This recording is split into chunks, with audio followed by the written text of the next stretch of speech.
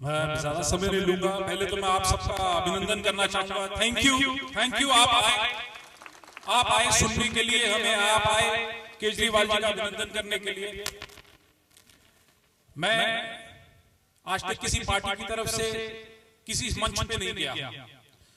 मुझे आपके समक्ष आए हुए आज करीब 9 से 10 साल हो चुके हैं।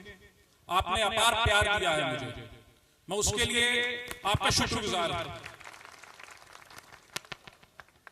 आज पर मैं देखता हूं मेरी व्यक्तिगत अचीवमेंट, इनका कोई औचित्य नहीं है, इनका कोई मतलब नहीं है ना, तो कोई मतलब नहीं गा। पंजाबी गल करिए, मैं पंजाबी करिए, चलो चंगा नहीं, पर फिर भी केजरीवाल जी बैठे और तमाम ऐसे लोग बैठे, मुझे लगता है बात समझ में आनी चाहिए सबको। तुसी तो हिंदी समझ दीजिए, आप सारे की गल कर। तो मुझे लगता है मेरी किसी व्यक्तिगत राजनीतिक दल से कोई दिक्कत नहीं है मुझे, पर जब मैं उनकी बातें सुनता हूं, जब मैं उनके नेताओं को बोलते हुए देखता हूं, तो मुझे कोई नई खिड़की खुलती हुई नहीं दिखती है। वही घिसा पिटा राग अलापते हुए सब के सब दिखते हैं, वही अपनी मजबूरियों का लेखा जोखा हमारे सामने रखते हैं। ये प्रॉब्लम आ गई, वो प्रॉब्लम आ गई।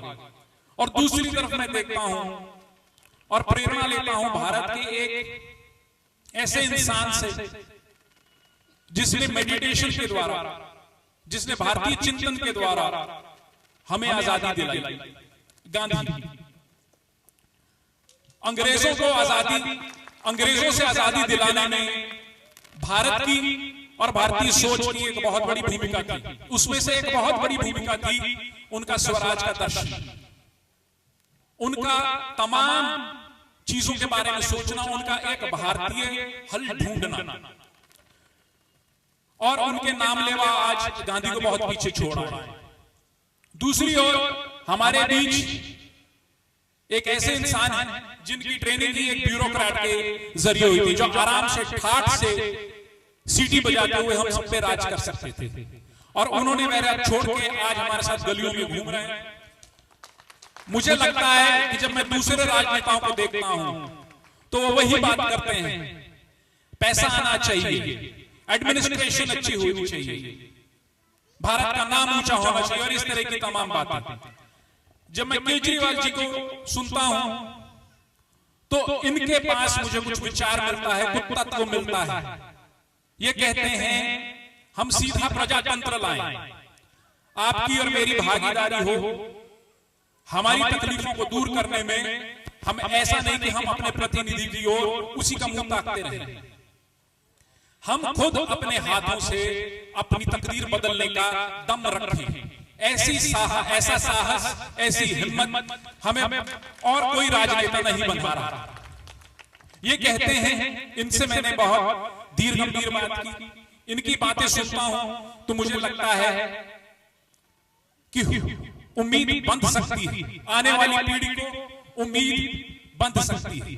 बाकी दूसरी दो पार्टियां हैं या अनेकों पार्टियां हैं, ये टेढ़ी मेढ़ी उल्टी सीधी बात करके आपको मेरे को आपसे तोड़ना चाहते हैं। ये हमें जोड़ना चाहते हैं, ये चाहते हैं कि हम अपनी तकलीफें खुद दूर कर सकें। उसके लिए इनका जो फलसफा है सीधा प्रजातंत्र का, जिसके अंदर अफसरशाही, नेतागिरी और लाल फीतेशाही, इनका रोल कम हो सके। हम अपने इलाके में, अपने इलाके को अगर स्विट्जरलैंड बनाना चाहते हैं तो ये हमारे हाथ में हो। ये ताकत हमें केजरीवाल जी का दर्शन देता है, और दूसरों के पास कोई दर्शन नहीं है। उनके पास वही बातें हैं, वही अपनी पुरानी उनकी जो अचीवमेंट्स हैं उन्हीं का नाम गिनाते हैं। आप कांग्रेस का मुंह देखिए तो कहेंगे नेहरू की बात कीजिए, इंदिरा गांधी की बात कीजिए, राजीव गांधी की बात कीजिए, हम कंप्यूटर लेके आए और हम ये लेके आए, और देखिए हमने CWG कराया। आप बीजेपी से बात कीजिए तो बीजेपी कहती है मोदी जी का देखिए। जब आप एक तरफ मोदी जी को देखते हैं तो क्या दूसरी तरफ हमें मध्य प्रदेश के अंदर अभी जो पुलिस का तांडव हुआ, क्या वो देखना नहीं चाहिए? जब छोटे छोटे बच्चों को उठा उठा के नदी के अंदर फेंका गया जहां भगदड़ मची है। कितने लोग मरे हैं? कोई कहता है 50 मरे हैं, कोई कहता है 100 मरे हैं। उस राज्य के अंदर भी बीजेपी का ही शासन था। तो ये शासन क्या मोदी जी की अचीवमेंट्स के पीछे क्या बीजेपी का दर्शन है, या अकेले मोदी जी की व्यक्तिगत कोई भूमिका? अगर बीजेपी का होता तो क्यों बीजेपी दूसरे राज्यों में वैसा चमत्कार नहीं कर पाई है? हम एक कल्ट ऑफ पर्सनैलिटी की तरफ मत देखें, हम उसको देखें। मेरी आपसे यही गुजारिश है, हम ऐसे व्यक्तियों की ओर देखें, ऐसे दर्शन की ओर देखें जो हमें ताकतवर बनाता हो, जो हमारे हाथों में जो हमसे छीन ली गई थी 1947 को, हमें हमारा भारत बना ही इस आधार पे था कि आप और हम सब फेडरेशन होंगे, हमारे सबके पास अपने अधिकार होंगे, हम अपने इलाकों में तमाम अपने लिए सुधार कर पाएंगे। डिफेंस और फॉरेन पॉलिसी किसी और के पास होगी। पर आप देखते हैं कि किस तरह का अंग्रेज चले गए, पर भूरे अंग्रेज यहां छोड़ गए, और वो भूरे अंग्रेज जो है आज तक हम पे राज कर रहे हैं। हमारे केजरीवाल जी एक ऐसी आवाज है पिछले 60 साल में जो हमें फिर से खड़ा करना चाहते हैं, जो कहते हैं नहीं, तुझे अफसर के सामने नहीं झुकना पड़ेगा, तुझे नेता के सामने नहीं गिड़गिड़ाना पड़ेगा, वो तेरा नौकर है, तू उसका राजा है। और ये छोटी बात नहीं है। इससे पहले आप बता दीजिए, आप कब गए हैं अपने किसी प्रतिनिधि के सामने, उनके सामने आपने अपनी समस्याएं रखी और उनका समाधान हुआ? अपने इस अधिकार से अकड़ाए फिरते हैं। मेरे इलाके में, मेरे खुद के घर के अंदर खराब पानी आता है, आज भी आता है, गटर का पानी आता है, काले रंग का पानी आता है। मैं दिल्ली जल बोर्ड को लिख चुका हूं, मैं पोल्यूशन बोर्ड को लिख चुका हूं, मैं अपने इलाके के एमएलए को मिल चुका हूं, कोई समाधान नहीं हुआ। हमारे इलाके में कम से कम नहीं तो 15 बच्चे जो हैं सांस की बीमारियों से या पानी की बीमारियों से पीड़ित हैं, कोई इलाज नहीं। आप जब जाएंगे इनके सामने ये समझेंगे आपको गड़गड़ाना चाहिए। ये एक ऐसे राजनेता है, ये एक ऐसी पार्टी है जो नहीं चाहती आप गिड़गड़ाएं, जो चाहते हैं आप अपना अधिकार मांगे। ये आपको अपना अधिकार मांगने से रोकते नहीं हैं, ये आपको इनकरेज करते हैं। ये चाहते हैं हम राजा बने, दूसरे चाहते हैं हम नौकर रहे। ये एक सबसे बड़ा फर्क है। मेरी आप सबसे यही दरख्वास्त है, ये फर्क मत भूलिएगा। आप राजा बनना चाहते हैं या नौकर बनना चाहते हैं, ये आपके हाथ में है। और ज्यादा समय नहीं लूंगा मैं आपका, और केजरीवाल जी को मैं ये कहना चाहूंगा, आपके सामने पूरा सिख पंथ नहीं, मेरे ख्याल से किसी धर्म विशेष की बात नहीं है, ये पूरा भारत आपकी ओर देख रहा है, पूरा विश्व आपकी ओर देख रहा है। पूरी दुनिया के अंदर इस तरह की सीधे प्रजातंत्र को लाने वाली बहुत सारी मूवमेंट्स नहीं है। मेरे ख्याल से अगर मैं अखबार सही से पढ़ता हूं तो मेरे ख्याल से और कोई भी ऐसी एक मूवमेंट नहीं है। You are perhaps the only one who's talking about this. In that sense, इससे बड़ी कोई जिम्मेदारी नहीं है, पर आप इसको अभी तक बहुत बढ़िया तरीके से निभाया है आपने। मैं आपकी ओर देखता हूं तो मुझे लगता है, चाहे केजरीवाल हो, पर मुझे लगता है ये सरदार ही है। अगर आज कोई बहुत बहादुर सरदार होता तो वो शायद केजरीवाल जी की तरह से ही काम करते, वो इसी तरह से एक शाही नौकरी को लात मारता। मैं केजरीवाल जी से ही कहता हूं, आप कृपया, हम आपसे ही गुजारिश करते हैं कि अगली बार जब हम मिले, आप एक मुख्यमंत्री हों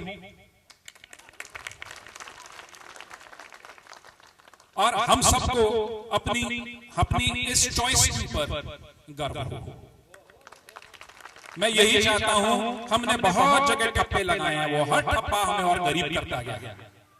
मुझे लगता है ये एक आखिरी मौका है जिसपे, नहीं तो इसके बाद शायद चुनाव, शायद डेमोक्रेसी, शायद ये जो तंत्र हमें 1947 के अंदर दिया गया था, कहीं चरमरा ना जाए। जनता के विश्वास के गिरने की एक हद है। हो सकता है, मुझे यूं लगता है, ये चुनाव एक आखिरी चुनाव है। इसके बाद वो हद जो है वो बेहद हो जाएगी। हमारे विश्वास की, हमारी उम्मीद की वो दीवार ढह जाएगी। केजरीवाल साहब अकेले वो आधार स्तंभ हैं जो इस चरमराती दीवार को आज संभालने की चेष्टा कर रहे हैं।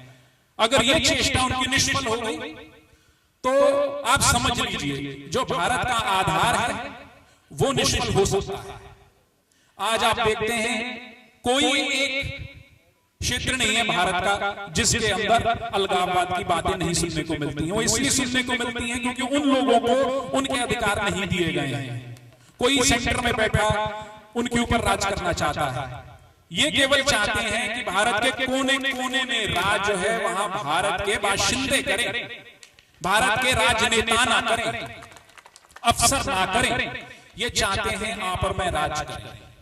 मुझे लगता है ये गुरु गोविंद सिंह की, ये नानक की, ये पतंजलि की, ये बुद्ध की, ये इन महावीर के, ये इन सब के दर्शन की एक पराकाष्ठा है यह चुनाव। अगर इसके अंदर भारत ने अपने आप को नहीं संभाला तो भारत का आधार जो है वो हिल जाएगा, डगमगा जाएगा। मैं केजरीवाल जी से बस यही अभिनंदन करता हूं कि आप प्लीज हमारी उम्मीद का मान रखें। हमें नाउम्मीद हुए बहुत समय हो गया और नाउम्मीद की मुझे लगता है कहीं हमारे दिल न टूट जाए। आप हमारे दिलों को आपने एक धरवासा दिया है। मैं यही उम्मीद करता हूं आप आगे से भी इसी तरह से अपनी भूमिका, अपनी नेता की भूमिका निभाते रहेंगे। आप हमारा मार्गदर्शन करते रहेंगे।